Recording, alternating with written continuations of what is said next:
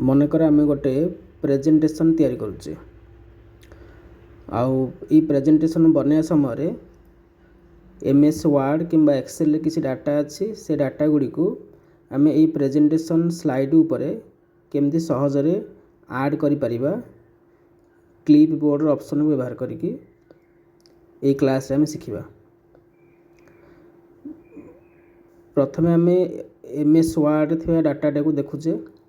ये डाटा को आम सिलेक्ट करनवा। सिलेक्ट करिकी होम टैब को जीवा।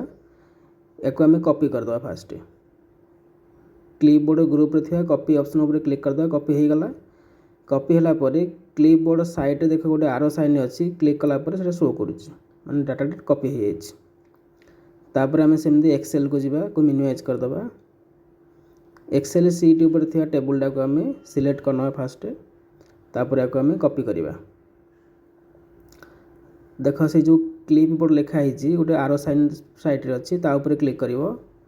क्लिक कला परे दीटा डाटा शो करुच्ची। वार्ड डाटा जहाँ कॉपी थिला सेटा शो करुच्ची आउ एक्सेल डाटा मध्य शो करुच्ची। एटा आम बर्तमान एक्सेल सीट रे अच्छे।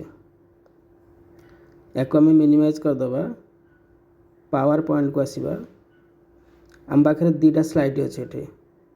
फास्ट स्लाइड को जीवा। से जो अच्छे आमर आरो साइनटा तापर क्लिक करदे। क्लिक कला परे देख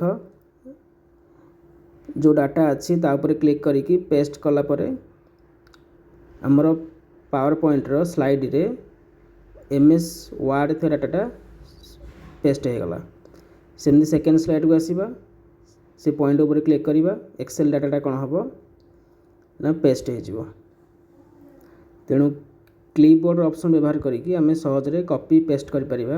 अदर एप्लिकेशन मध्य डाटा को एथिरे ऐड कर परिबा। तो एटा हो सहज गोटे ऑप्शन